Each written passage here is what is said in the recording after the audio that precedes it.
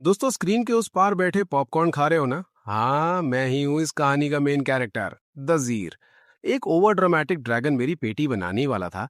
मुझे लगा game over और क्रेडिट्स रोल होने वाले हैं कि अचानक इस एनिमे के राइटर ने मेरा सिस्टम रीबूट किया और मुझे सीधा पास्ट में फेंक दिया। एकदम सस्ता प्लॉट ट्विस्ट, राइट?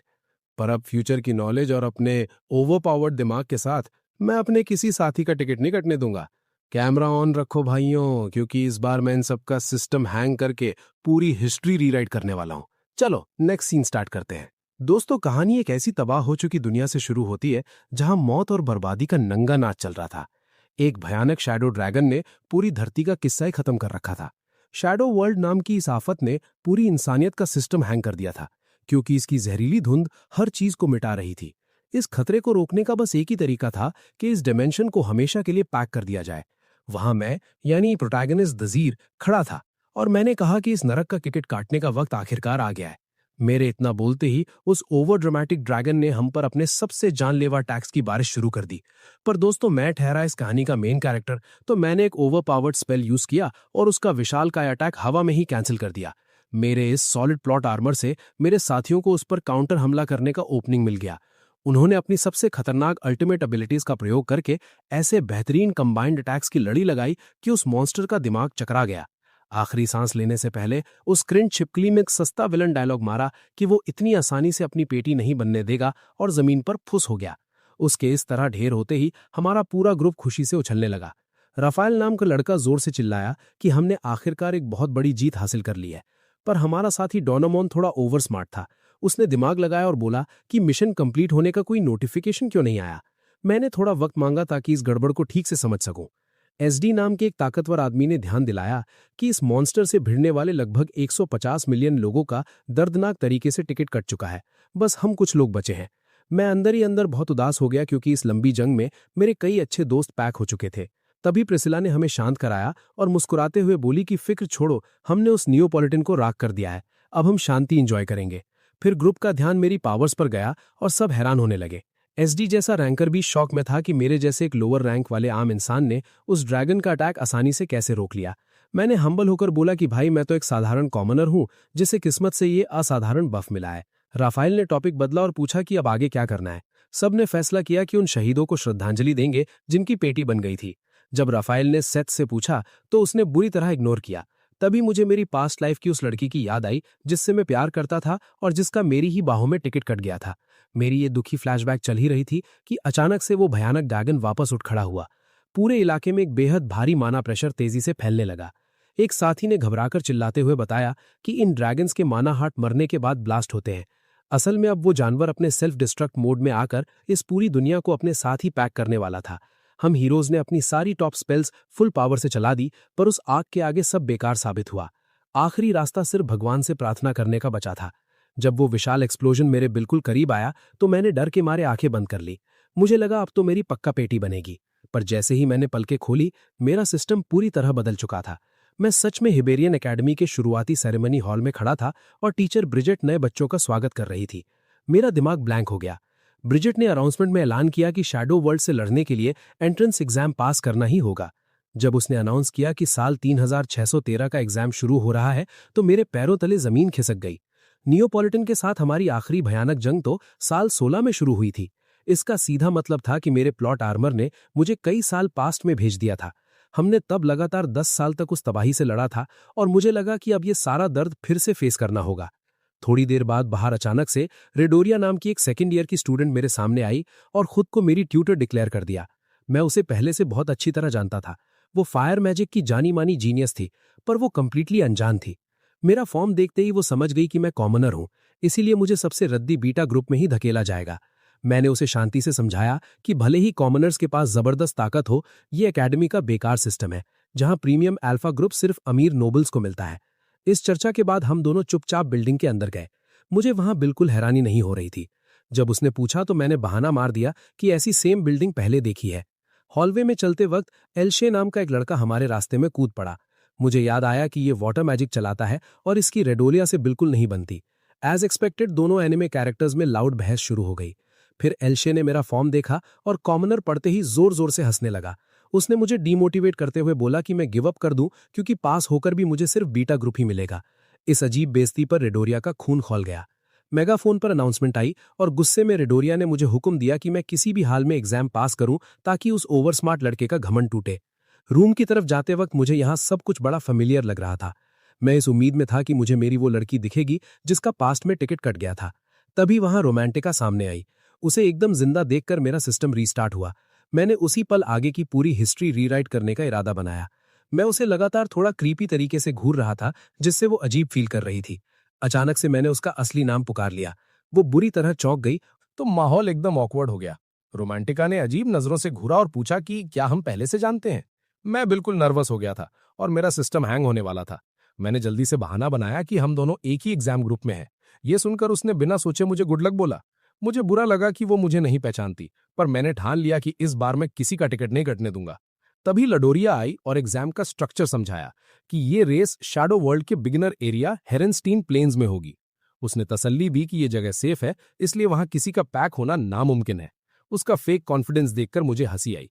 तभी वहां एल्शे नाम का एक घमंडी लड़का टपक पड़ा और नेगेटिविटी फैलाने लगा। बोला कि मेरे जैसे कॉमनर का पास होना इम्पॉसिबल है, क्योंकि वहां स्टूडेंट्स एक दूसरे पर अटैक कर सकते हैं। फिर उसने अपनी अंडर काम करने वाली लड़की अजेस्ट को इंट्रोड्यूस किया। वो एक टॉप टियर मैजिकल नाइट थी। अपनी पिछली जिंदगी में वो मेरी सबसे लॉयल साथी थी, जिसका स्वॉर्ड मैजिक में कोई तोड़ नहीं था।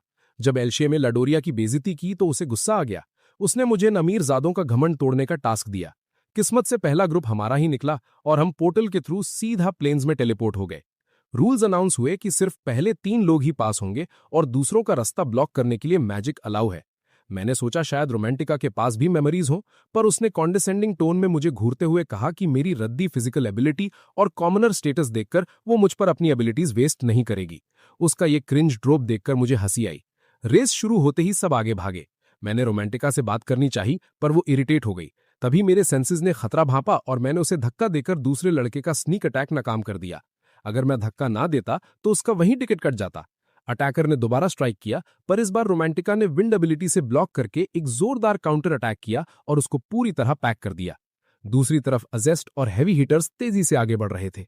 रोमांटिका ने मुझे थैंक्स बोला और एटीट्यूड में कहा कि अब हिसाब बराबर। वो तुरंत special wind movement ability use करके हवा की तरह निकल गई।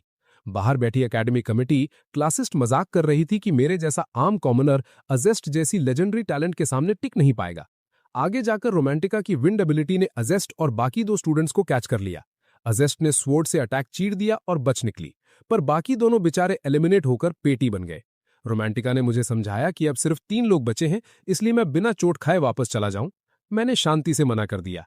उसकी फेक दया गुस्से में बदल गई और उसने फ्रस्ट्रेशन में विंड स्पेल्स चार्ज करने शुरू कर दिए। उसने अपना हैवी अटैक सीधा मुझ पर छोड़ा और बिना रिजल्ट देखे हीरो की तरह चलने लगी। इन एनिमे कैरेक्टर्स का ये नो लुक एटीट्यूड सच में इलॉजिकल होता है। मैं धुंध से ठीक ठाक बाहर आया और सार्कास्टिक होकर उसकी स्पीड की तारीफ की। वो मुझे जिंदा देखकर बुरी तरह घबरा गई और बोली कि निशाना चूक गया होगा। उसने और स्ट्रॉन्ग स्पेल्स तैयार किए ये सोचकर कि अब तो मेरा सिस्टम हैंग होगा, पर मैंने रिवर्स मैजिक से सारे अटैक्स कैंसिल कर दिए। एक कॉमनर को औकात दिखाते देखकर रोमांटिका की आंखें फटी रह गईं, क्योंकि रिवर्स मैजिक के लिए बहुत ज्यादा पावर चाहिए होती है। उसके सारे दर्जनों स्पेल्स मेरे सामने हवा हो गए।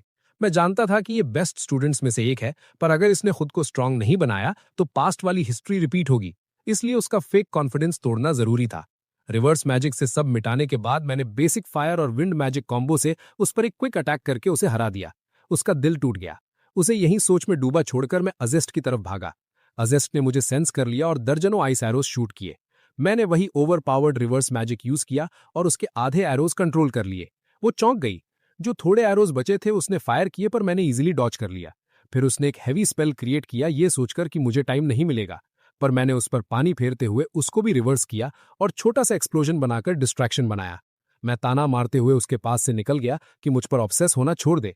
आखिर में मैंने फिनिश लाइन फर्स्ट नंबर पर क्रॉस कर ली। उसकी ईगो क्रश हो गई और वो सोचने लगी कि हमें फ्यूचर की तबाही रोकने के लिए और पावर चाहिए। अगले सीन में एकेडमी की असेंबली का क्लासिस्ट रवैया दिखता है। रैंक होल्डर अमीर नोबल्स जिद पर थे कि कॉमनर अल्फा क्लास में नहीं आना चाहिए, पर प्रेसिडेंट ने ब्रिजेट को बोलने का चांस दिया।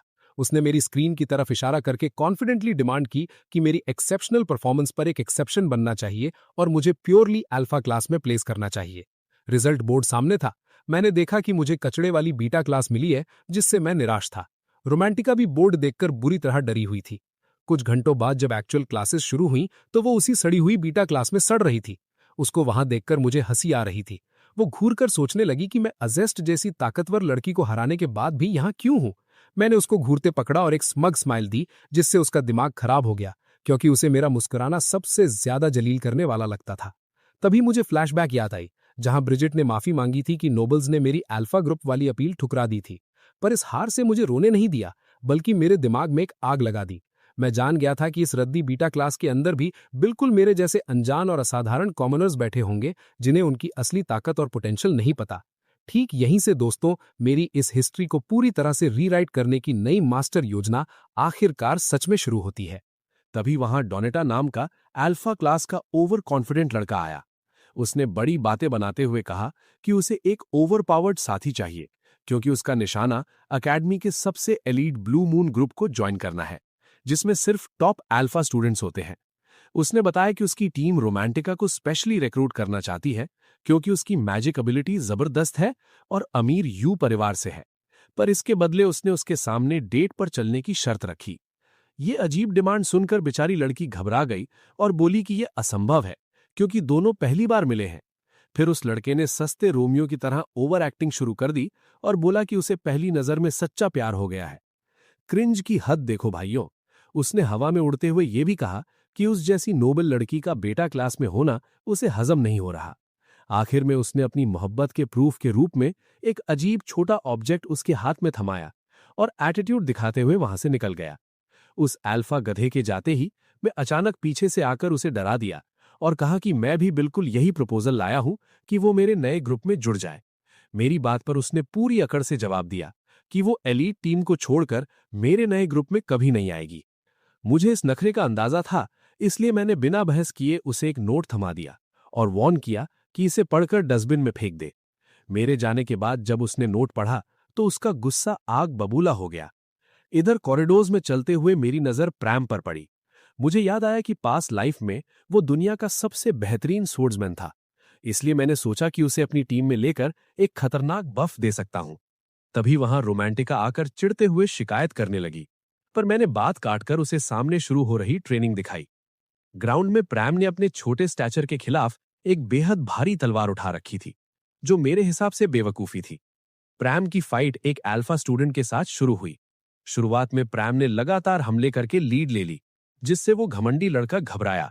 पर एक्सपेक्टेड प्लॉट के अनुसार अल्फा लड़के ने मैच पलटकर उसे बुरी तरह हरा दिया। क्रिंज की हद ये थी कि जीतने के बाद भी वो बेशर्मों की तरह निहत्थे और मासूम प्रैम को बुरी तरह पीटने लगा।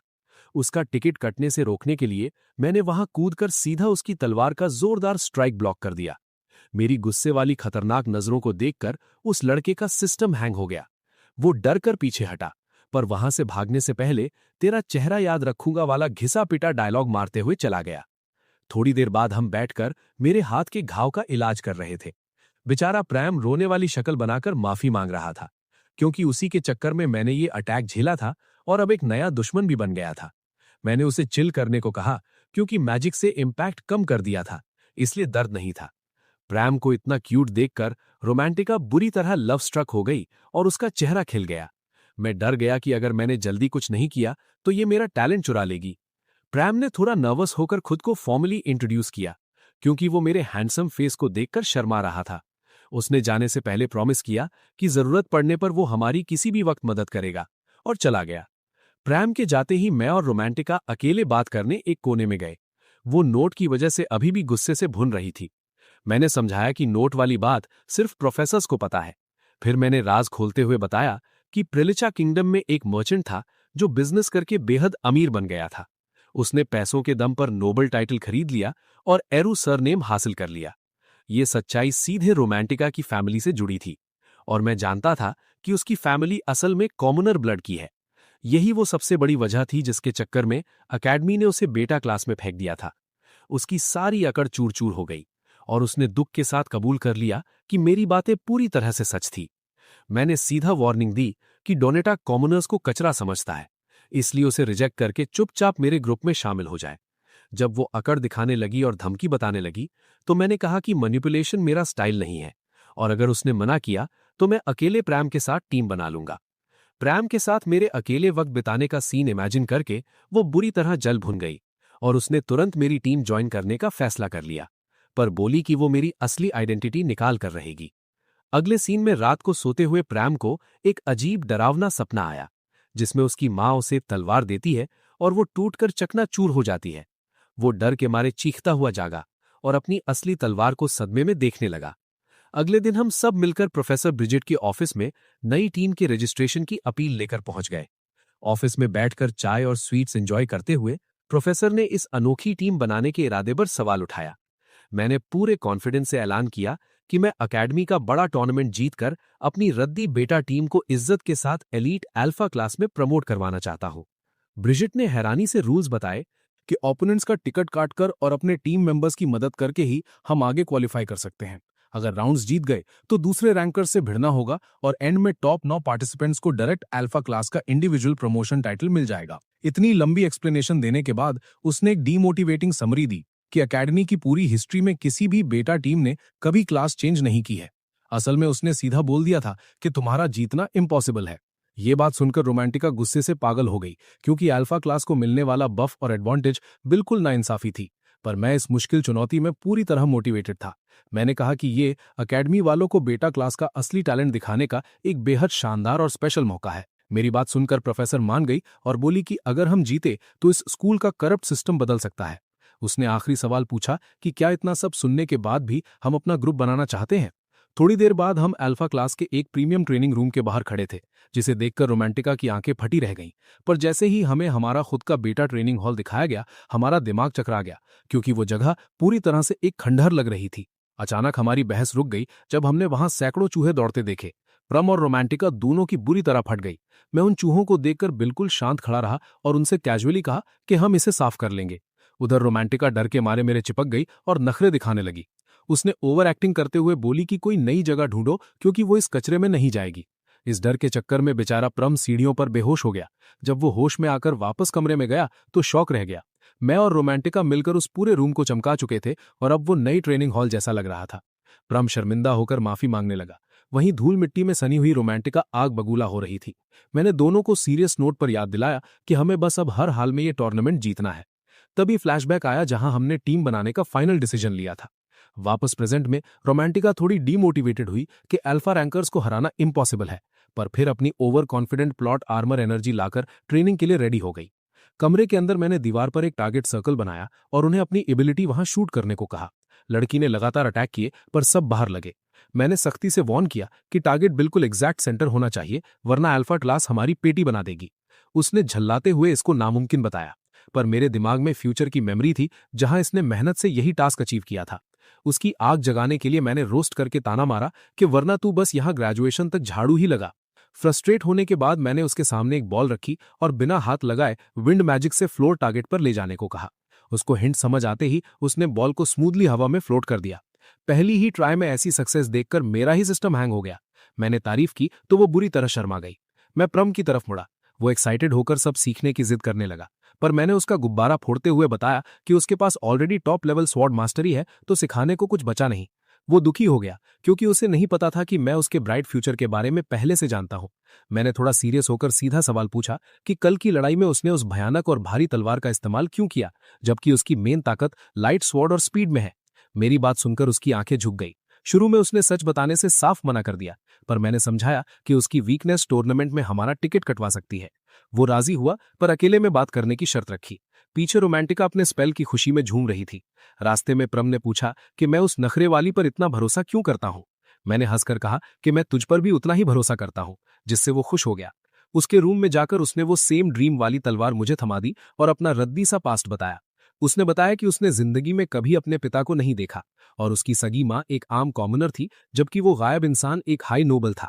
सीधी भाषा में प्रम की पैदाइश उन दोनों का आपस में एक डर्टी सीक्रेट था, और ये तलवार उसी बाप की आखिरी निशानी थी। मैं इस फ्यूचर वेपन को ठीक पहचान गया, जो एक्चुअली में हवा से भी ज्यादा हल्की थी। प्रम ने बताया कि 6 साल की उम्र में ही वो इस तलवार के साथ जिगर जान से लग गया था। फ्लैशबैक में छोटा प्रम इस तलवार से ट्रेनिंग करते हुए सोचता था कि एक दिन वो अपने अननोन बाप के सामने अपनी काबिलियत प्रूव करेगा। पर एक दिन बीमार बिस्तर पर पड़ी उसकी मां ने उसे कसम दिलाई कि वो लाइफ में कभी भी अपने नोबल बाप को ढूंढने की कोशिश बिल्कुल नहीं करेगा, क्योंकि सोसाइटी और उनका ब्लड क्लास लेवल टोटली अलग था। छोटे बच्चे ने अपनी मां की आखिरी ख्वाहिश चुपचाप मान ली। प्रेजेंट में वापस आकर मैं डीपली सोच रहा कि नोबल और कॉमनर का बच्चा होना इस जालिम समाज में सच में एक घिनौना अपराध माना जाता है। बड़ा होने के बाद प्रम को इस अजीब रियलिटी का अंदाजा लग चुका था। मुझे अच्छी तरह पता था कि अगर उस टाइम उसने अपने अमीर बाप को ढूंढा होता तो बिना सोचे उसको वहीं परमानेंटली पैक कर दिया जाता। प्रम रोते हुए बोला कि अकेडमी आने का प्राइमरी कारण पढ़ाई नहीं बल्कि चोरी छुपे अपने बाप को ढूंढना था। पर यहां अलग देशों से हजारों नोबल बच्चों के बीच उस असफल इंसान को खोजना नामुमकिन जैसा अजाब लग रहा था। अपनी आंसू भरी लाल आंखों से मेरी तरफ देखते हुए उसने दुखी आवाज में बताया कि पहली बार जब वो इस अनजान शहर में घुसा था तो उसने इस आखिरी इकलौती स्वॉर्ड को इवैल्यूएट करने का एक फैसला किया था, ताकि शायद उसकी फैमिली या पैसे की असली औकात पता चल सके। पर दुकानदार ने बेइज्जती की और कहा कि ये कचरे जैसी तलवार नोबल के लायक नहीं है। ये चुभने वाली बात सुनकर प्रैम को अपनी सगी मां पर भयानक गुस्सा आया और उसने फ्रस्ट्रेशन में तलवार जमीन पर पटक दी। उसने कसम खाई कि वो उस वेपन को दोबारा हाथ नहीं लगाएगा। कुछ दिनों बाद ग्रुप ट्रेनिंग कर रहा था और मैं प्रैम के बारे में सोच रहा था। रोमांटिका ने बॉल टारगेट सर्कल की तरफ फ्लोट की पर बाहर गिर गई। मेरी बातें सुनकर वो अंदर से बुरी तरह निराश हुई। मैं अचानक उसके करीब गया जिससे उसका सिस्टम हैंग हुआ, पर मेरा ध्यान उस ऑब्जेक्ट पर था जो डोनेटा ने दिया था। मुझे जबरदस्त हिंट मिला और मैं भागकर प्रैम के पास गया। मैंने उससे तलवार दोबारा दिखाने को कहा, कुछ एनालाइज करने के लिए, पर जब उसने बताया कि वो उस प्राइसलेस चीज को बेच चुका है तो मेरा दिमाग चकरा गया। कुछ घंटों में मैं और प्रैम तलवार वापस हासिल करने मार्केट के सुनसान एली में खड़े थे। मुझे ये जगह याद थी क्योंकि पास्ट लाइफ में मैं यहां आता था। दुकान का बोर्ड पढ़ा कि ये रिफंड नहीं करता। दरवाजा नॉक करने पर एक लठमार गार्ड और चालाक लाला सामने आए। लाला ने प्रैम को पहचाना और अकड़ते हुए बोला कि पॉलिसी के हिसाब से वो तलवार वापस नहीं करेगा, पर मैं एक नए आइटम की तरह खरीद सकता हूं। उसने ज्ञान पेला कि ब्लेड की औकात नहीं है, पर हिल्ट में एक हिडन आइटम छुपा है जो नोबल्स अपने लव्ड वंस को गिफ्ट करते हैं। ये सुनते ही मुझे डोनेटा का ऑब्जेक्ट याद आ गया। ब्रैम चौंक गया जब उसे पता चला कि जिसे वो रद्दी समझ रहा था वो असल में बेहद कीमती हिडन स्वॉर्ड चेस्ट है, जिसे खोलना मास्टर एक्सपर्ट के बस की बात है। मैंने लाला से फाइनल प्राइस पूछा। उसने बिना शर्म के 40 सिल्वर कॉइन्स मांगे। ये खुला स्कैम देखकर प्रैम भड़क उठा क्योंकि इसने प्रैम को सिर्फ 3 कॉइन्स दिए थे, पर मैंने उसे शांत कराया और पैसे पे किए।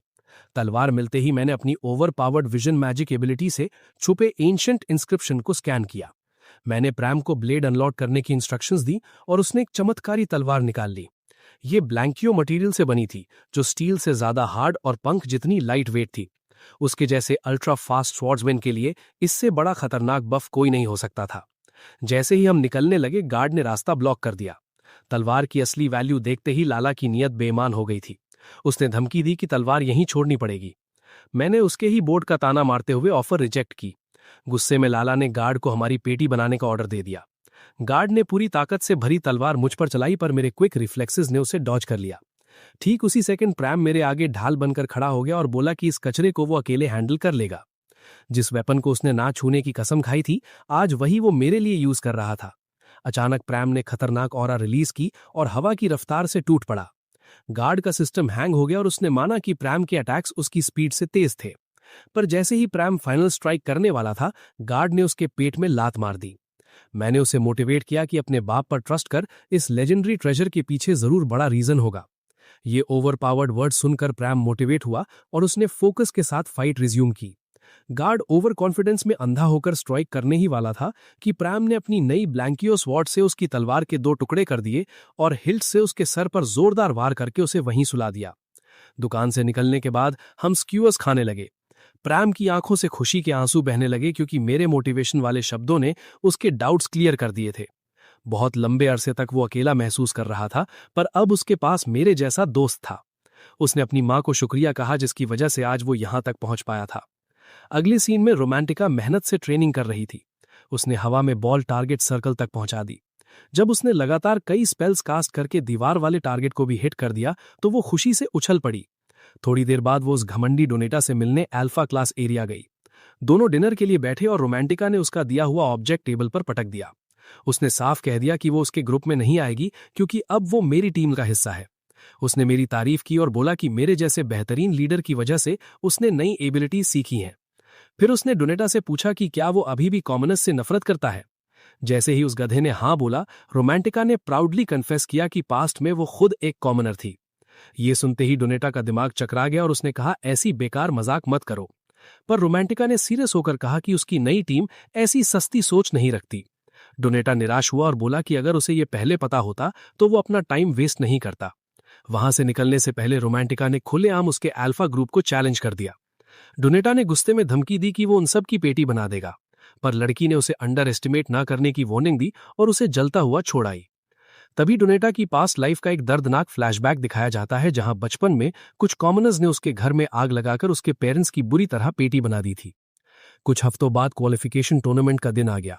क्वालिफिकेशन टूर्नामेंट में हमारे ओवरपावर्ड प्लॉट आर्मर का असली जलवा अकेडमी को दिखने लगा था।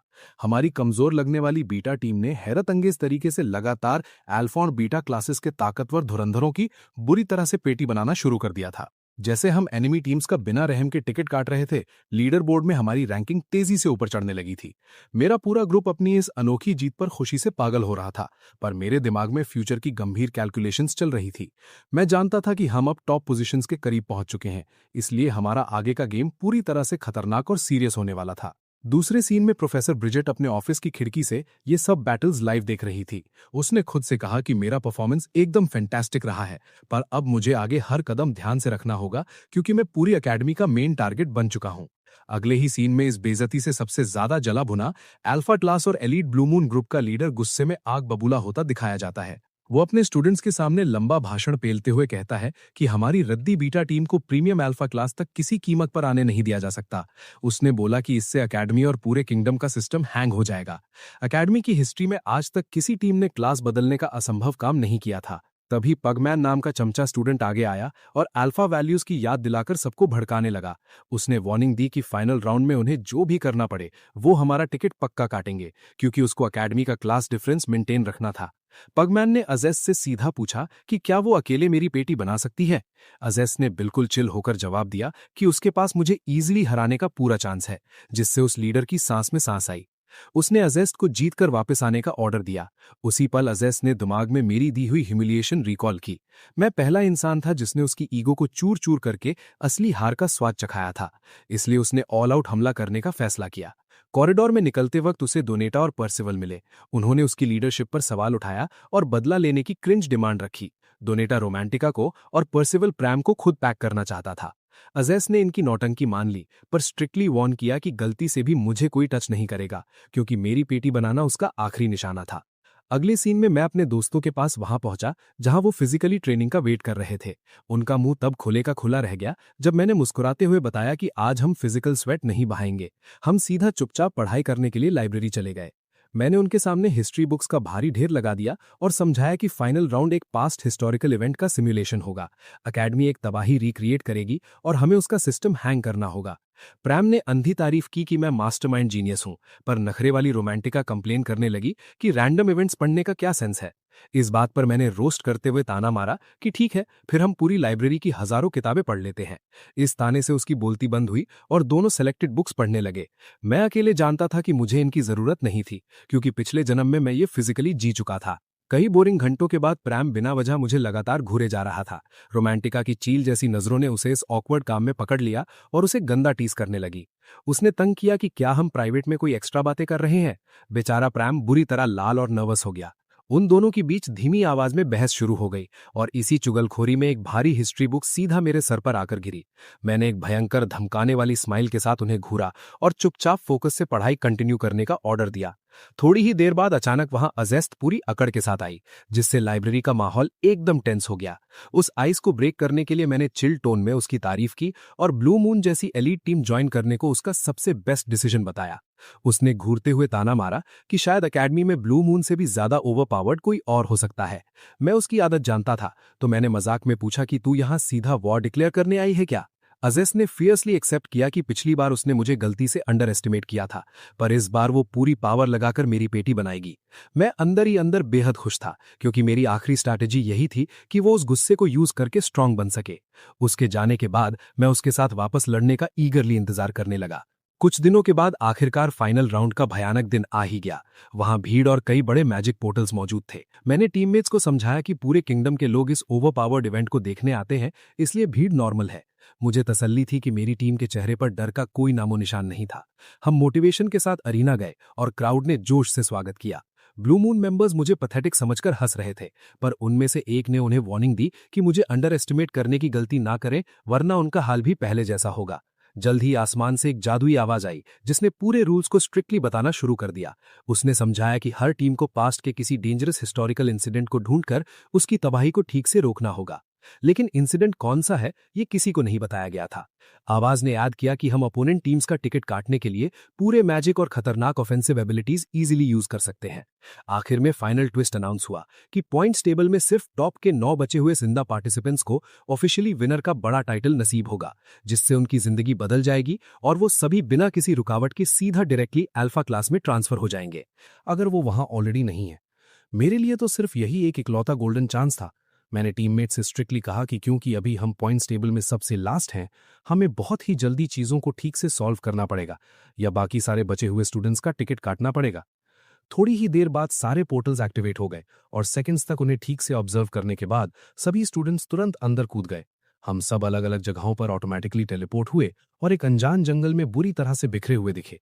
मैं जानता था कि सबसे पहला लॉजिकल काम सिर्फ और सिर्फ अपने टीममेट्स को सेफली ढूंढना है, पर अचानक मुझे एक आइस अटैक क्लियरली डिटेक्ट हुआ और एक अल्फा क्लास की नखरे वाली लड़की अचानक बिल्कुल मेरे सामने टपक पड़ी।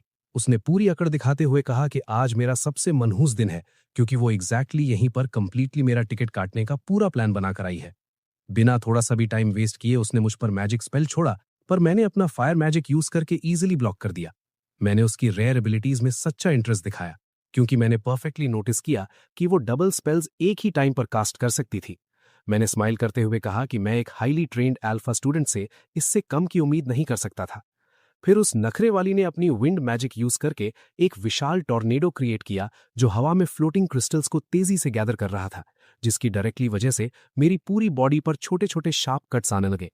खुद पर हद से ज्यादा घमंड करते हुए उसने अपना क्रिंज डायलॉग मारा कि मुझ जैसा कोई साधारण कॉमनर ऐसी high level elite magic ability जिंदगी में कभी मास्टर नहीं कर पाएगा। फिर वो ओवर एक्टिंग करके मेरे आखिरी शब्द पूछने लगी, जैसे उसने मेरी सच में पेटी बना दी हो। मैंने उसे बैडली रोस्ट करते हुए उसकी मजाक उड़ाई और सीधा सलाह दी कि उसे इन छोटे कट्स के बजाय डायरेक्टली मेरे चेस्ट पर अप्रोप्रिएटली निशाना लगाना चाहिए था। ये बेइज्जती सुनकर वो लड़की गुस्से से बुरी तरह जल भुन गई, क्योंकि वो अकेले अंदर से जानती थी कि उसकी शर्मनाक वीकनेस उसकी बेहद पुअर एक्यूरेसी थी। फिर मैंने बिना नाटक किए अपनी रिवर्स मैजिक एबिलिटी दिखाई और 1 सेकंड में उसका पूरा मैजिक अटैक कंप्लीटली न्यूट्रलाइज कर दिया। मैंने उसे लेक्चर दिया कि अपनी पूरी लाइफ में किसी भी छोटे ओपोनेंट को कभी अंडर एस्टिमेट मत करो, क्योंकि कॉम्बैट का सबसे प्राइमरी बेसिक रूल यही एक होता है। इमीडिएटली उसके एग्जैक्टली बाद मैंने एक मैसिव और खतरनाक बड़ा आइस क्रिस्टल केयरफुली क्रिएट किया और पूरी पावर के साथ सीधा उसकी तरफ लॉन्च कर दे मारा। उसने डर के मारे अपनी डिफेंसिव मैजिक शील्ड यूज की, पर मैंने स्मार्टली अपने अटैक को हवा में छोटे फ्रैगमेंट्स में डिवाइड कर दिया जो उसके ठीक आसपास जोर से टकराए और एक झटके में उसकी सॉलिड पेटी बना दी। दूसरे सीन में एक ओवर कॉन्फिडेंट अल्फा स्टूडेंट जंगल में अकेले अकड़ के साथ चल रहा था, तभी पीछे से रोमांटिका ने अचानक अटैक करके उसको वहीं पर इजीली पैक कर दिया। असल में वो प्रैम के बिल्कुल साथ थी, क्योंकि वो दोनों एक दूसरे के काफी करीब टेलीपोर्ट हुए थे और उन्होंने जल्दी से वापस रीयूनाइट कर लिया था। साथ मिलकर वो लोग इस भयानक जगह पर लगातार मुझे ही ढूंढ रहे थे। रोमांटिका ने उसके आसपास छुपे लोगों की प्रॉपरली एग्जैक्ट लोकेशन डिटेक्ट करने के लिए अपनी सॉलिड विंड मैजिक का शानदार इस्तेमाल किया। उसने तुरंत सेंस कर लिया कि उनके पास कई अनजान लोग बैठे हैं, इसलिए उसने एक आदमी की पेटी बनाने के लिए तेजी से अपना नया स्पेशल अटैक लॉन्च किया। पर अचानक उसका छोड़ा हुआ वो फास्ट अटैक मैजिकली रहस्यमयी तरीके से बिल्कुल गायब हो गया और ठीक उनके सामने पेड़ों से निकलकर 2 अल्फा स्टूडेंट्स प्रकट हो गए। उन दोनों ने मिलकर प्रैम और रोमांटिका का ठीक से मजाक उड़ाना शुरू किया और उन्हें कचड़ा और ट्रैश बुलाकर उनकी पब्लिक बेइज्जती की। रोमांटिका ने गुस्से में कड़क जवाब दिया कि अभी वो उन घमंडियों को सिखाएगी कि वो असल में क्या है। उसने सख्त वार्निंग दी कि उन्हें सिर्फ अल्फा क्लास में होने के अकेले रीजन से इतना ज्यादा घमंडी नहीं बनना चाहिए। जब एक अल्फा हंसने लगा, प्रैम अचानक इनक्रेडिबल स्पीड से आगे बढ़ा, जिससे दुश्मन को डिफेंड करने का मौका नहीं मिला। थोड़ी देर बाद दुश्मनों ने कंबाइन अटैक किया, पर प्रैम इतनी तेजी से भागा कि फीमेल मेज डर गई। दूसरे स्टूडेंट का स्वॉर्ड अटैक बुरी तरह मिस हुआ और उसने पार्टनर को रोमांटिका की पेटी बनाने को कहा, पर रोमांटिका ने उसे पहले ही डिटेक्ट करके विंड मैजिक से मारा और रोस्ट किया कि डिस्ट्रैक्शन बनाना क्रिंज है जब मैजिक खुद पोजीशन रिवील करे। इससे दूसरा अल्फा बुरी तरह डिस्ट्रैक्ट हुआ। प्रैम उसके पीछे आया और रोमांटिका के स्पेल के साथ उन्होंने दुश्मन का ठीक से सिस्टम हैंग कर दिया। जब दोनों खुशी मना रहे थे, रोमांटिका ने मुझे स्पाइंग करते देखा और भड़क गई। शर्म के मारे मैं बाहर आकर माफी मांगी और शानदार फाइट के लिए कांग्रेचुलेट किया। तभी उसे रियलाइज हुआ कि मैंने ही उसका अटैक न्यूट्रलाइज किया था। वो ओवर थिंकिंग करने लगी कि मेरी पावर कितनी बढ़ चुकी है और चिढ़ गई। मैंने चुपचाप उसके सर पर पैट किया जिससे वो और फ्यूरियस हो गई। अचानक मुझे स्टॉर्म आता दिखा। एक वॉइस ने बताया कि बस 18 लोग बचे हैं। मैंने एक्सप्लेन किया कि शैडो डोमेन कंट्रोल करना या बाकी कंपेटिटर्स की पेटी बनाना ही जीतने का रास्ता है। मैंने सेफ सर्वाइवल का आइडिया दिया ताकि अल्फा क्लास वाले खुद लड़कर पैक हो जाएं और हम टॉप 9 में आ सकें। बारिश शुरू होते ही हम पेड़ के नीचे भागे। रोमांटिका अंदर से डरकर भयानक तरीके से घबरा रही थी। वो सच में सोचने लगी कि अकेले आगे जीतना बिल्कुल कंप्लीटली इम्पॉसिबल था। उसे पछतावा होने लगा कि काश उसने डोनेटा का ऑफर ऑटोमेटिकली जल्दबाजी में पूरी खुशी से एक्सेप्ट कर लिया होता। मैंने आगे बढ़कर शांत करने की कोशिश की, पर उसने क्रिंज नाटक शुरू किया और गुस्सा होने का दिखावा किया। भले ही वो नखरे दिखा रही थी, पर मैं जानता था कि अंदर से वो हमारे ग्रुप को ठीक पसंद करती थी। तभी हम सबको एक जोरदार घंटी सुनाई दी। मेरा प्लॉट आर्मर एक्टिव हुआ और मुझे मेमोरी से प्रीवियस नाम की उस मनहूस टावर की याद आई जिसमें रखा आर्टिफैक्ट अकेले भयानक मॉन्स्टर्स समन कर सकता था। देखते ही देखते टावर पर बिजली गिरी और जमीन में दरार पड़ गई, जिसमें से एक भयानक मॉन्स्टर बाहर निकल आया। उसी पल हमें नए सर्वाइवल मिशन का नोटिफिकेशन मिला कि हमें इस आफत से बचना है। दूसरी तरफ अकेडमी की असेंबली में बैठा वो घमंडी पगमैन और उसके बाकी चमचे इस बात पर ठीक खुश हो रहे थे। उन्हें लग रहा था कि आखिरकार हमारी पेटी बनने का वक्त आ गया है। पर प्रोफेसर ब्रिजेट हमारे लिए बुरी तरह परेशान थी, क्योंकि वो जानती थी कि हमारा टिकट कटने वाले हालात पैदा हो चुके हैं। वापस सीन पर आते हैं। मुझे अचानक सेंस हुआ कि वो मॉन्स्टर हमारी तरफ बढ़ रहा है। जमीन भटी और बड़ा किल्ड्रा रैट निकल कर आया। उसने चिल्लाते हुए हजारों चूहों की फौज समन कर ली। हमारे पास वहां से दुम दबाकर पीछे भागने के अलावा और कोई रास्ता नहीं बचा था। मैंने रोते प्राइम और रोमांटिका को समझाया कि ये जानवर इन चूहों की सेना को अपने हाथ पैर की तरह यूज करता है और इंसानों की एनर्जी चूज कर उन्हें पैक कर देता है। मैंने वार्निंग दी कि टारगेट लॉक होने पर जब तक वो पेटी नहीं बना देता तब तक बिल्कुल नहीं रुकता। रोमांटिका ने पीछे मुड़कर विंड मैजिक यूज की, पर उस ओवर स्मार्ट मॉन्स्टर पर इसका कोई असर नहीं हुआ। एक बड़े पेड़ से कूदने के बाद वो आगे फुल स्पीड में भागती रही। मेरा दिमाग बिजली की स्पीड से चला और मैंने मास्टर प्लान बनाया। मैंने तुरंत अंगूठा काटा और अपनी एनर्जी उस बॉस चूहे की तरफ फेंक दी ताकि असली लोकेशन लॉक कर सकूं। इस मार्क में रोमांटिका को अटैक करने का बढ़िया ओपनिंग दिया, पर उसकी पावर वीक थी कि वो उसे सिंगल ब्लो में हरा नहीं पाई। तभी मेरे दिमाग का फ्यूज उड़ गया जब मैंने देखा कि प्राइम मॉन्स्टर हॉर्ड के बीचों बीच हीरो की तरह कूद गया। मुझे अपने वीक डिसीजन पर भयानक पछतावा हुआ। वहीं दूसरी तरफ अल्फा क्लास के ब्लू मून टीम के एक मेंबर की अचानक उन चूहों ने पेटी बना दी थी, जिसके बाद ग्रुप को मजबूर होकर उस झुंड से भिड़ना पड़ा। मैं घबराहट में प्राइम को बचाने की कोशिश कर रहा था, जो मॉन्स्टर्स के खतरनाक बवंडर के अंदर फंसा था और बॉस को ढूंढ रहा था। अचानक जोरदार एक्सप्लोजन हुआ और चूहा हवा में उछल गया। प्राइम ने एक सॉलिड स्ट्राइक में उसका टिकट काट दिया। मिशन कंप्लीट हुआ, पर प्राइम लिमिट क्रॉस करके एग्जॉस्टन से जमीन पर गिर गया। मैंने उसे प्यार से बाहों में उठाया और एक सुरक्षित पेड़ के नीचे लिटा दिया। हम उसकी ओवर पावर्ड ताकत के बारे में चर्चा करने लगे। फिर मैंने रोमांटिका को ऑर्डर दिया कि वो प्राइम का ध्यान रखे, क्योंकि मुझे अकेले कुछ सोचना था। थोड़ी दूर जाकर मैं अकेले में अपनी बेवकूफियों पर गुस्सा करने लगा। मैं अपने टीममेट्स को ऐसे जानलेवा खतरे में नहीं डाल सकता था। मुझे रियलाइज हुआ कि मैं ओवर कॉन्फिडेंट हो गया था। मेरा अल्टीमेट गोल सबको बचाना है। तभी मेरी नजर टावर पर पड़ी और हम वहां निकल पड़े। अगले सीन में एजेस्ट का एलीट ग्रुप पहले ही उस टावर पर पहुंच चुका था। वो ओवर स्मार्ट बच्चे सोच रहे थे कि अगर उन्होंने मैजिकल क्लॉक रोकी तो वो टूर्नामेंट जीत जाएंगे, पर तभी उन्हें भयानक खतरे का एहसास हुआ और आसमान से सीधा उनके ऊपर अटैक्स की बरसात शुरू हो गई। उन्होंने डिफेंड किया, पर उनके कई मेंबर्स की वहीं पेटी बन गई। एजेस्ट बहुत चालाक थी। वो तुरंत समझ गई कि इस तबाही का ओवर पावर्ड अटैक सिर्फ मेरे जैसा इंसान ही कर सकता है, और वो पूरी तरह से बिल्कुल सही थी। अगला सीन मुझे डायरेक्टली टावर के टॉप मोस्ट फ्लोर पर दिखाता है, जहां मैं रिलैक्स होकर सोच रहा था कि अब कम गधे बचे हैं। मेरे ग्रुप ने लगातार भारी अटैक्स किए, जिससे नीचे वालों का दिमाग खराब हो गया। उन्होंने मैजिक शील्ड्स यूज करके खुद को बचा लिया। मैंने दोस्तों को समझाया कि ये ईजिली हार नहीं मानेंगे, क्योंकि एजेस्ट मेन बफ है। मैंने रोमांटिका को ऑर्डर दिया कि आते हुए कंपेटिटर्स को पैक कर दे। उसने ट्रस्ट करके 2 टारगेट्स की पेटी बना दी, जिसके बाद वहां सिर्फ 13 पार्टिसिपेंट्स बचे थे। उसके बाद मैंने टावर पर अपनी कंट्रोल एबिलिटी लगाई। उसी दौरान ब्लू मून ग्रुप टावर के अंदर घुसा, पर बाकी टीम्स को देखकर उनका सिस्टम हैंग हो गया। नए ग्रुप ने रोना शुरू किया कि उन पर बाहर से भयानक हमला हुआ है। उन्होंने सीधा एजिस्ट की टीम पर इल्जाम लगाना शुरू कर दिया, क्योंकि उन्हें लगा कि ये सब इन अल्फा वालों ने ही किया होगा। एजिस्ट ने प्रूफ मांगा, पर एक स्टूडेंट बोला कि एकेडमी में इस लेवल का हाई टियर स्पेल कास्ट करना इन एलीट्स के बस की बात है। उसी पल एजिस्ट को एग्जैक्टली सच्चाई रियलाइज हो गया कि अगर वो सच बोलेगी कि असली हमला किसी रद्दी बीटा क्लास वाले ने सच में किया है, तो कोई भी इस क्रिंज बात पर विश्वास नहीं करेगा। उसने समझ लिया कि मेरा मास्टरमाइंड प्लान ही इन ग्रुप्स की आपस में पेटी बनवाना था। तभी एक गुस्से वाले स्टूडेंट ने भारी फायर एबिलिटी चार्ज की। एजेस्ट ने टीम को पीछे किया और फायर मेज का अटैक आते ही टेलीपोर्ट होकर कुछ ही सेकंड में उनका सिस्टम हैंग कर दिया।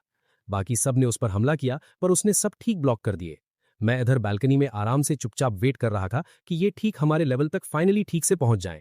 कुछ सेकंड्स चली फाइट के बाद वो सब मेरे सामने खड़े थे।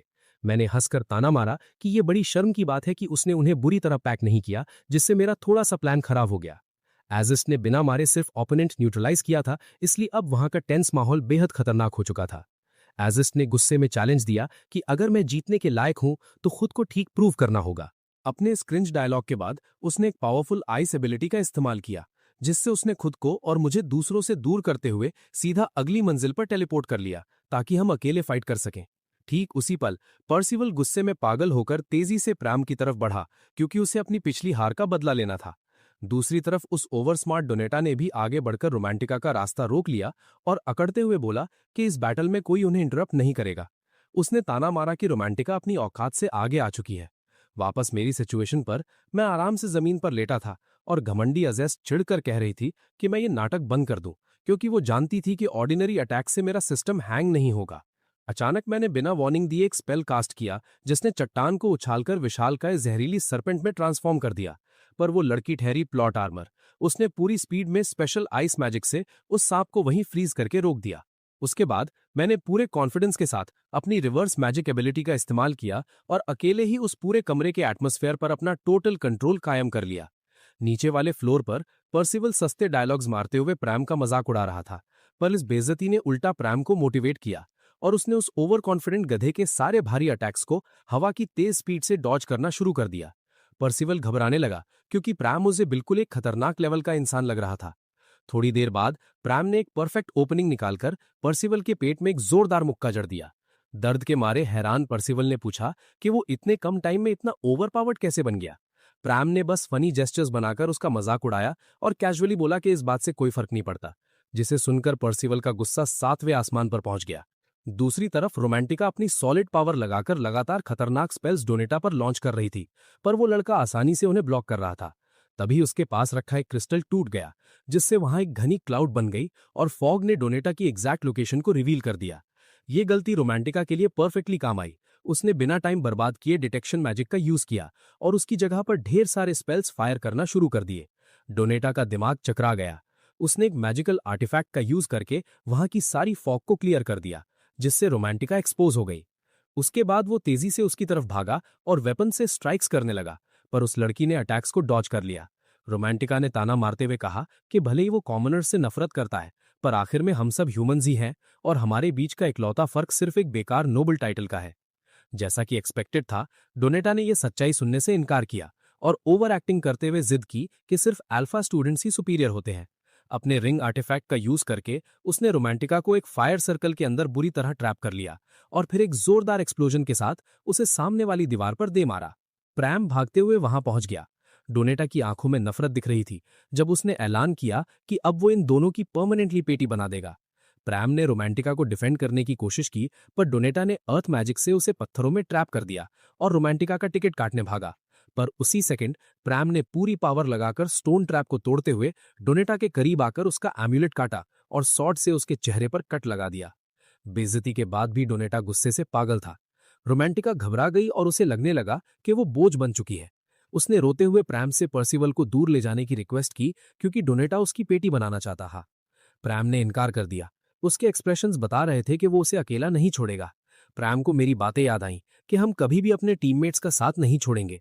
इन मैजिकल वर्ड्स ने रोमांटिका को मोटिवेट कर दिया और उसने ऐलान किया कि अब दुश्मनों का सिस्टम हैंग करने का वक्त आ गया है। वापस सीधा मेरी और अजेस्ट की खतरनाक टक्कर पर आते हैं। उसने गुस्से में ऐलान किया कि वो इस बार पिछली क्वालिफिकेशन टूर्नामेंट की तरह बिल्कुल भी नहीं हारेगी। बिना सोचे फौरन उसने एक पावरफुल आइस स्पेल मेरी तरफ फायर किया, पर मैंने शांति से अपनी रिवर्स एबिलिटी से उसे वहीं न्यूट्रलाइज कर दिया।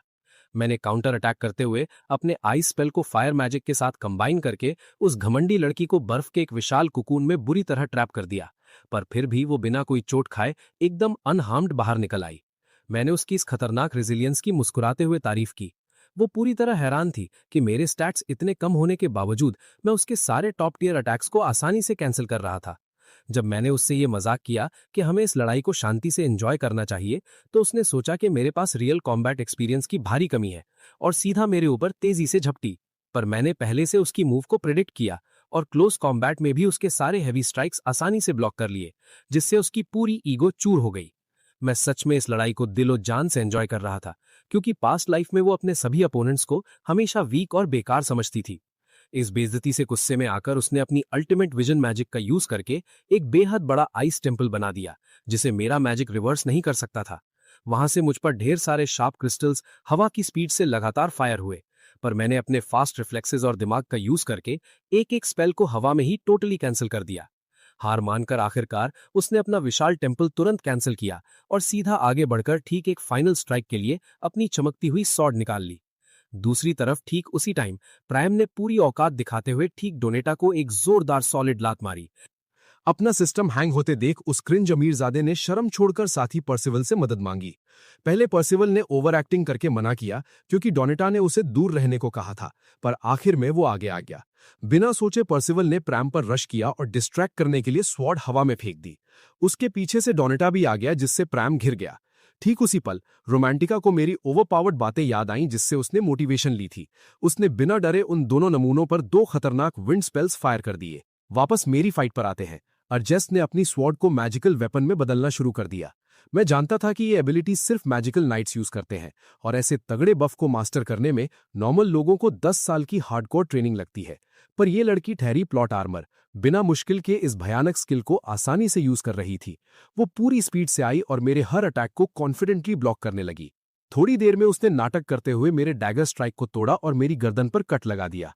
उस बेचारी को गलतफहमी हुई थी कि उसने आज मेरी पेटी बना दी है, पर मैंने एक ईवल स्माइल दी और उसका पूरा अटैक परफेक्टली न्यूट्रलाइज कर दिया। फिर मैंने सस्पेंस खोलते हुए बताया कि मैं तो पहले से इस टावर पर अपना कंट्रोल बना चुका हूं। उसी पल मैंने टावर के मैजिक को डिसेबल कर दिया और हिस्टोरिकल इंसिडेंट को रोकने का हमारा सर्वाइवल मिशन सक्सेसफुली कंप्लीट हो गया। इसके कारण से टूर्नामेंट तुरंत वहीं पर खत्म हो गया। बाहर स्क्रीन देख रही भीड़ का सिस्टम हैंग हो गया जब उन्हें पता चला कि टूर्नामेंट का असली विनर मैं हूं। दूसरी तरफ बीटा स्टूडेंट को जीतते देख पगमैन का चेहरा गुस्से से लाल हो गया। स्टाफ को पटकते हुए उसने बच्चों की तरह रोना शुरू कर दिया कि वो ये रिजल्ट कभी एक्सेप्ट नहीं करेगा। कुछ देर बाद एकेडमी असेंबली के क्लासेस टीचर्स सिचुएशन पर डिस्कस करने जमा हुए। पगमैन ने औकात दिखाते हुए झूठा इल्जाम लगाया कि प्रोफेसर ब्रिजेट ने चुपके से मुझे कोई इल्लीगल आर्टिफैक्ट दिया होगा, क्योंकि उसका ईगो ये नहीं मान पा रहा था कि मैंने एक मैजिकल नाइट को फेयरली हरा दिया था। वहां मौजूद एक टीचर ने उसकी बोलती बंद कर दी। बहस से पक्का डायरेक्टर ने आखिरी विनर्स की लिस्ट लाने का सीधा ऑर्डर दे दिया। कई घंटों बाद मैं दोस्तों को अपना मास्टरमाइंड प्लान एक्सप्लेन कर रहा था।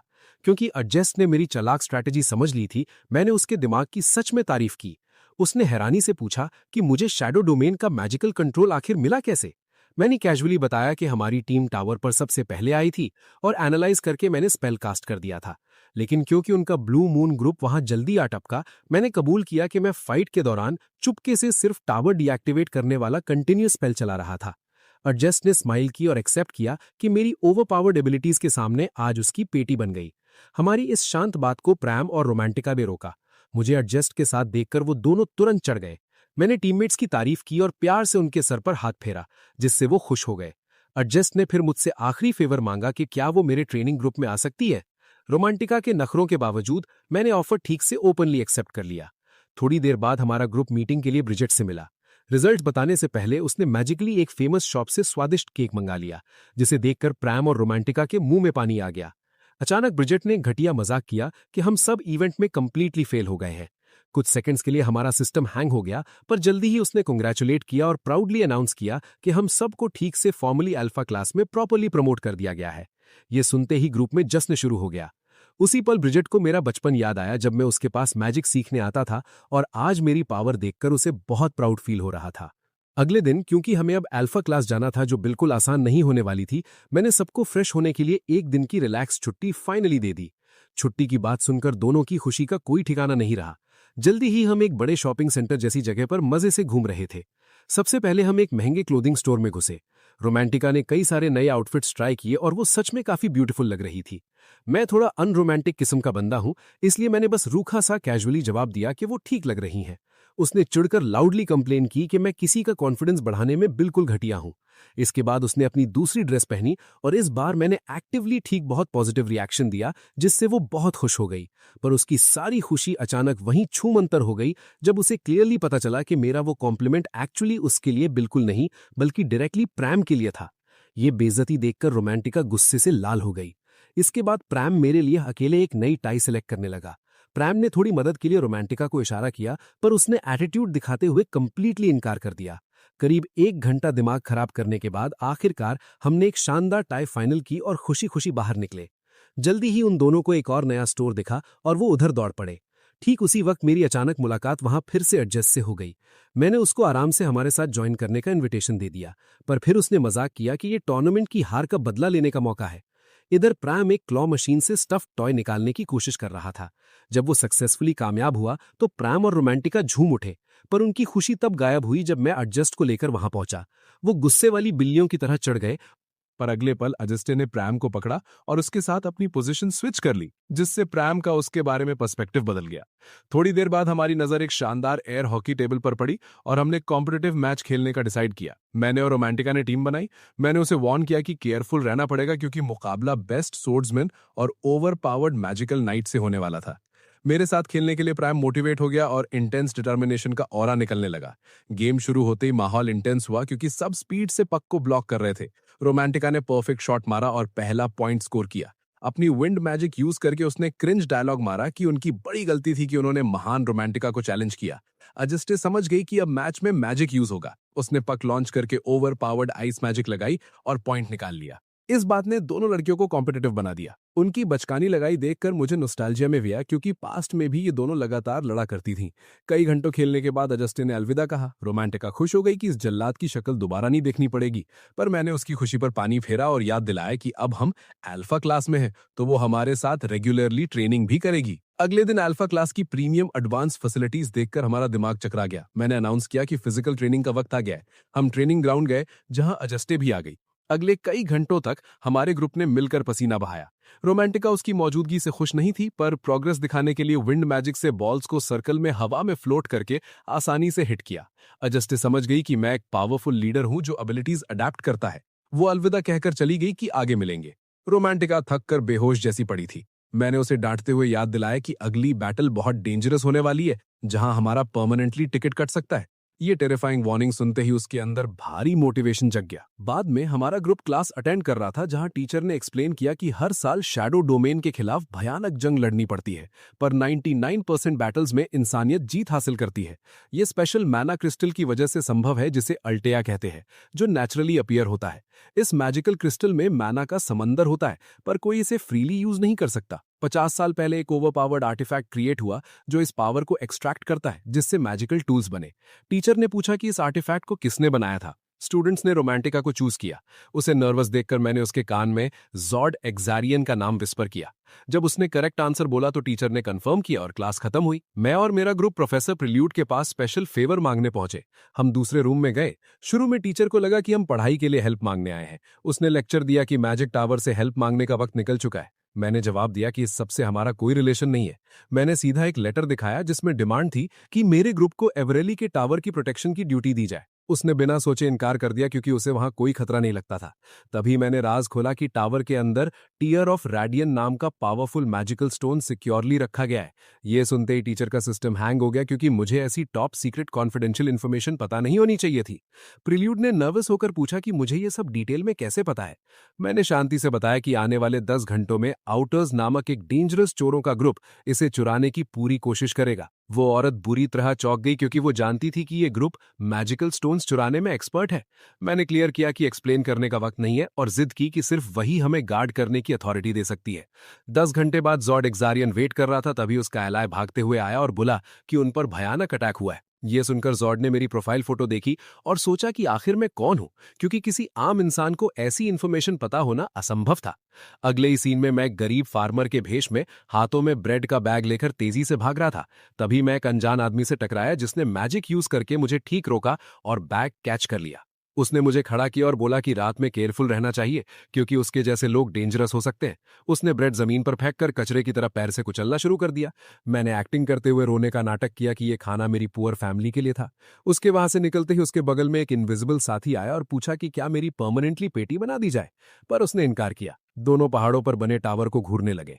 इधर मैंने सेटिस्फैक्शन वाली ईविल स्माइल दी क्योंकि वो गधा पूरी तरह से मेरे मास्टर ट्रैप में फंस चुका था। थोड़ी देर बाद वो आदमी टावर पहुंचा। अपना हैट हटाकर उसने मास्क पहना और अचानक वहां विशाल आर्मी प्रैक्टिकली अपीयर हो गई। उन्होंने ढेर सारे स्पेल्स कास्ट करके उस जगह पर भयानक अटैक करना शुरू कर दिया। पर जैसा मुझे पहले से पता था, वहां की सॉलिड प्रोटेक्टिव बैरियर ने हर एक सिंगल अटैक को कंप्लीटली डिस्ट्रॉय कर दिया। ये वही डेंजरस असॉल्ट था जिसको मैंने कॉन्फिडेंटली प्रिडिक्ट किया था। उस मास्ड लीडर का असली नाम क्रोविन था। उसने कॉन्फिडेंटली कहा कि उन्हें ऐसी स्ट्रांग डिफेंस की पूरी उम्मीद थी। जल्दी दर्जनों वॉरियर्स टावर पर अटैक करने आगे आए। क्रोविन का ओवर कॉन्फिडेंट दिमाग पूरी तरह से ये मानता था कि ठीक वहां के रद्दी और बेचारे डिफेंडर्स अकेले कभी भी प्रैक्टिकली 2 टाइप्स की भयानक मैजिक को फाइनली एक सिंगल टाइम पर प्रैक्टिकली हैंडल बिल्कुल नहीं कर पाएंगे। और ये सोचकर वो घमंडी आदमी अंदर ही अंदर हंसने लगा था। लंबे असॉल्ट के बाद उसकी वॉरियर्स बैरियर तोड़ने में सक्सेसफुल हुए और अंदर घुस गए। अंदर आते ही लॉयल नाइट्स ने उन इंट्रूडर्स पर काउंटर अटैक किया। अटैकर्स अपने बचाव के लिए मैजिकल शील्ड्स यूज करने लगे, जबकि क्रिकिन और उसके खास सोल्जर्स इनविजिबिलिटी एबिलिटी का फायदा उठाकर चुपचाप बिल्डिंग में स्नीक कर गए। आगे बढ़ते हुए क्रिकिन समझ गया कि नाइट्स को इस सीक्रेट अटैक की पहले से जानकारी थी। आखिरकार वो उस दरवाजे तक पहुंच गए जिसके पीछे मैजिकल स्टोन छिपा था। उसके सोल्जर्स ने बैरियर तोड़ने की कोशिश की पर फेल हुए। फिर क्रिकिन खुद आगे आया और अपने ओवरपावर्ड स्पेल से उस बैरियर की धज्जियां उड़ा दी। जब उसने आखिरकार उस high rank magical stone tier of Regimo को देखा तो उसकी आंखें फटी रह गईं। पर जैसे ही उसने स्टोन लेने के लिए हाथ बढ़ाया, वहां अचानक प्रैम टपक पड़ा और गुस्से में क्रिकिन को रुक जाने की वार्निंग दी। क्रिकिन ने बात इग्नोर की और स्टोन पकड़कर पूछा कि उन्हें प्लान का कैसे पता चला। प्रैम ने जवाब देने से इनकार किया तो इंट्रूडर्स ने उस पर हमला किया, पर प्रैम ने शानदार स्पीड से सारे अटैक्स डॉज किए। प्रैम ने काउंटर अटैक किया और एक दुश्मन की वहीं पेटी बना दी, पर क्रिकिन ने तुरंत मैजिकल रूप्स यूज करके प्रैम को बुरी तरह ट्रैप किया और अर्थ एबिलिटी का एक जोरदार स्ट्राइक दिया। क्रिकिन ने प्रैम की स्पीड की तारीफ की पर ताना मारा कि उसके पास कॉम्बैट एक्सपीरियंस की कमी है। उसने मैजिकल चेन समन की जो प्रैम का पीछा करने लगी और चारों तरफ दीवारें बनाकर उसे ट्रैप कर लिया। दर्जनों सोल्जर्स ने प्रैम पर भारी स्पेल्स लगातार फायर किए, पर अचानक रोमांटिका वहां आई और विंड मैजिक से सारे अटैक्स ब्लॉक कर दिए। रोमांटिका ऊपर से अपने सॉलिड स्पेल्स लॉन्च करने लगी जिससे कई दुश्मन जमीन पर गिर गए। क्रिकिन ने नोटिस किया कि भले ही उसकी मैजिक आर्मर नहीं घेर पा रही थी, पर निशाना बेहद सटीक था।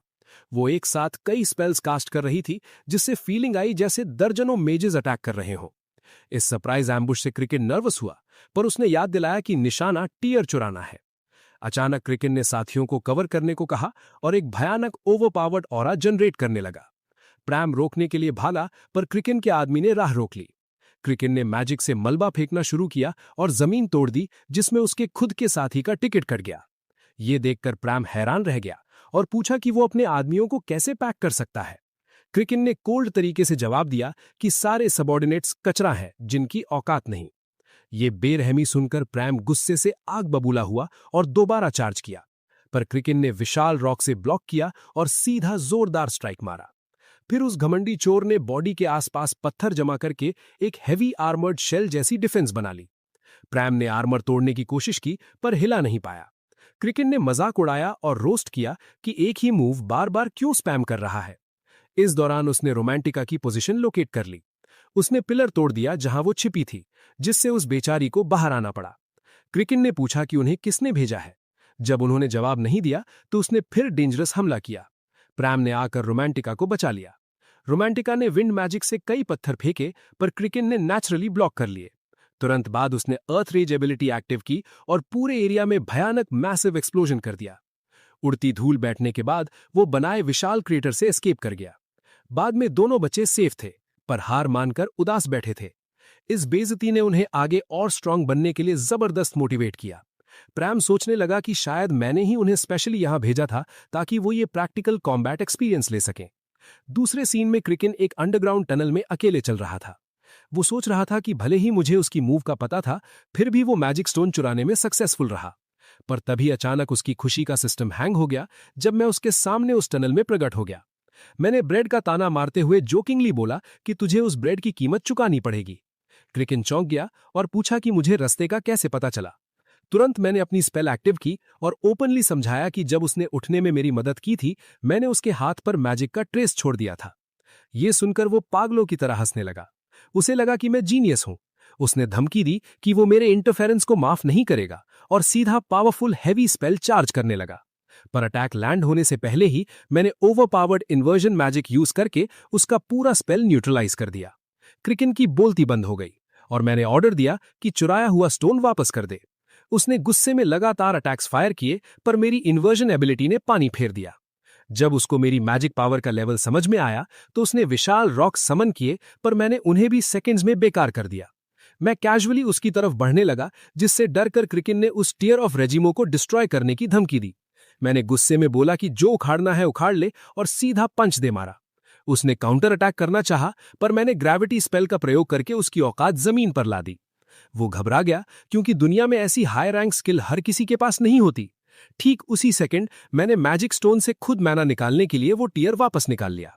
क्रिकिन का दिमाग चकरा गया, क्योंकि मैना निकालने के लिए एक आर्टिफैक्ट चाहिए होता है, पर मैं डायरेक्टली एबिलिटी से कर रहा था।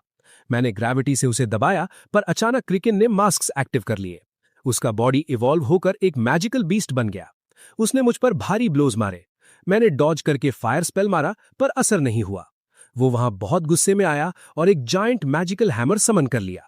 दोस्तों, उस घमंडी और चालाक क्रोन ने भयंकर गुस्से में आग बबूला होकर दर्जनों शक्तिशाली स्पेल्स हवा में लगातार कास्ट करना शुरू कर दिया। उसके खतरनाक स्पेल्स इतनी रफ्तार से मेरी तरफ आगे बढ़े कि इससे पहले मैं अपनी अल्टीमेट रिवर्स एबिलिटी से उनको पूरी तरह न्यूट्रलाइज कर पाता, वो सीधा मुझ पर जोर से अटैक करने के लिए झपट पड़े। मैं वहां से किसी तरह अपनी आखिरी जान बचाकर एकदम बाल बाल सेफली एस्केप कर पाया। मेरा ये अनोखा ओवरपावर्ड प्लॉट आर्मर देखकर क्रोन का दिमाग बुरी तरह चकरा गया और वो अंदर से बहुत चिढ़ गया। अपने भयानक गुस्से की इस आग में उस बेकार विलन ने अचानक अपना एक विशाल और तगड़ा जायंट मैजिकल हैमर पूरी ताकत लगाकर तुरंत वहां समन कर लिया। क्रोन ने अपनी फिजिकल बॉडी की आखिरी लिमिट तोड़कर अपनी सबसे खतरनाक अल्टीमेट पावर के साथ मुझ पर सीधा आगे बढ़कर अटैक किया। अपने सॉलिड डिफेंस में बचने के लिए मैंने बहुत जल्दी से हवा में मल्टीपल चमकती हुई प्रोटेक्टिव मैजिकल शील्ड्स अपने बिल्कुल आगे खड़ी कर लीं।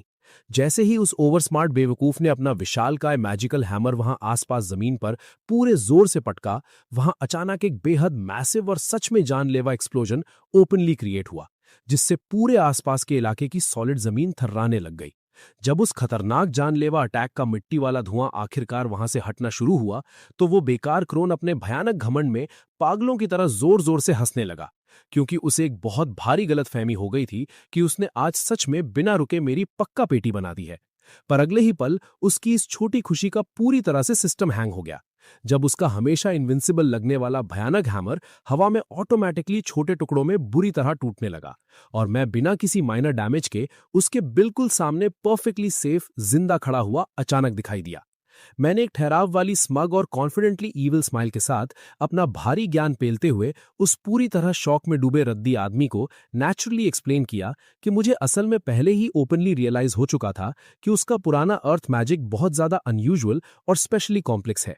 इसलिए मैंने अपना लंबा वक्त निकालकर उसके मुश्किल पैटर्न को डीपली आराम से एनालाइज किया और उस मैजिक को सक्सेसफुल इन्वर्ट करने का एकदम सही रास्ता ढूंढ निकाला। इस शानदार लंबी एक्सप्लेनेशन के बाद मैंने टाइम वेस्ट किए बिना अपनी उस तगड़ी ओवरपावर्ड इन्वर्जन मैजिक का पूरी पावर से प्रयोग किया और उसे सीधा क्रोन की डरावनी भयानक बीस्ट ट्रांसफॉर्मेशन पर पावरफुली अप्लाई कर दिया। मेरे इस झटके वाले अचानक काउंटर अटैक से उसको भारी फिजिकल सॉलिड डैमेज आखिरकार ठीक से हुआ और वो दर्द से बुरी तरह चिल्लाते हुए गुस्से में मेरी तरफ बेहद तेजी से प्रैक्टिकली भागा। पर मैंने वहीं पर जमीन पर गिरे उस विशाल टीयर ऑफ रेजिमो की इन्फिनिटी माना पावर का सॉलिड फायदा उठाया और एक बेहद ही पावरफुल चमकता एनर्जी स्फीयर अपने हाथों से क्रिएट कर लिया। मैंने वो भारी ऊर्जा का गर्म गोला सीधा उसके ठीक सीने पर दे मारा।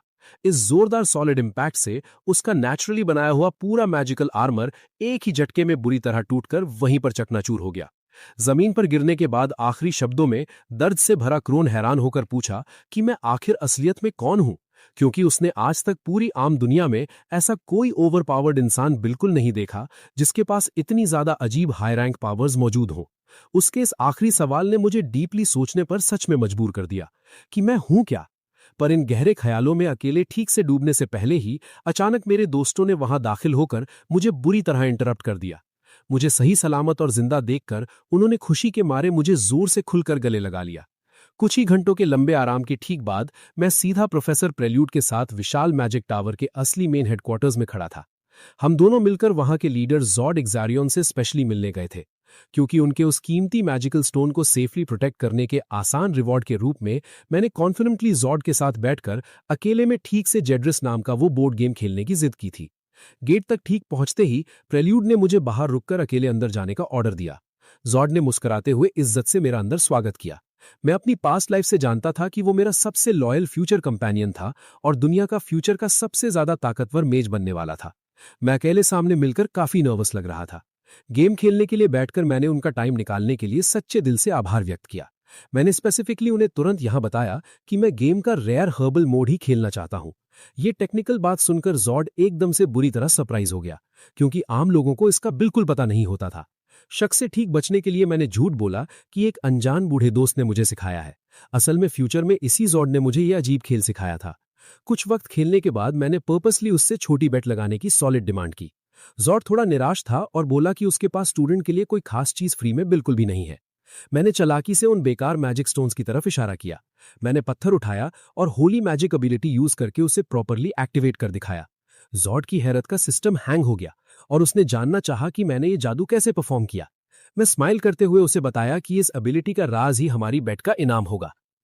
दूसरे सीन में एसेट आलिशान मैंशन की बालकनी पर खड़ी है, जहां ब्लू मून ग्रुप पार्टी करता दिख रहा है। पगमैन आकर कहता है कि उन्हें लोगों को मोटिवेट करना चाहिए क्योंकि एसेट की हार के बाद बुरी र्यूमर स्प्रेड हो रही हैं। हालांकि एसेट कहती है उसे लोगों की सोच की परवाह नहीं, क्योंकि उसे झूठ पसंद नहीं और वो फेयरली हारी थी। पगमैन गुस्से में सारी गलती एसेट पर डालता है और डिक्लेयर करता है कि वो अब ब्लू मून का हिस्सा नहीं है। दोस्तों, इनका क्रिंज एटीट्यूड तो देखो। एसेट मुस्कुराती है और सोचती है कि डिजियर का ग्रुप उसको जरूर एक्सेप्ट करेगा। वो अपना ब्लू मून का मेंबर ब्रोच फेंक कर वहां से चली जाती है। अगले सीन में डिजियर का ग्रुप इकट्ठा होकर क्रिकिन के बारे में बात कर रहा है। प्राण डायरेक्टली पूछता है कि डिजियर उन्हें पावरफुल बनाने के लिए इतना डिटर्मिन्ड क्यों है। डिजियर बताता है कि 13 दिन में एक शैडो वर्ल्ड आएगा और उन्हें वहां जाना होगा। ये किसी एकेडमी सिमुलेशन जैसा आसान नहीं होगा। अगर वो फेल हुए तो पूरी दुनिया खतरे में आएगी और सबकी पेटी बन सकती है। ड्रैगन का डिस्ट्रक्शन याद करके डिजियर कहता है कि वो ऐसा दोबारा कभी नहीं होने देगा। रोमांटिका मानती है कि डिजियर मैजिक टावर के बारे में रॉन्ग नहीं था, पर वो उससे सच बताने को कहती है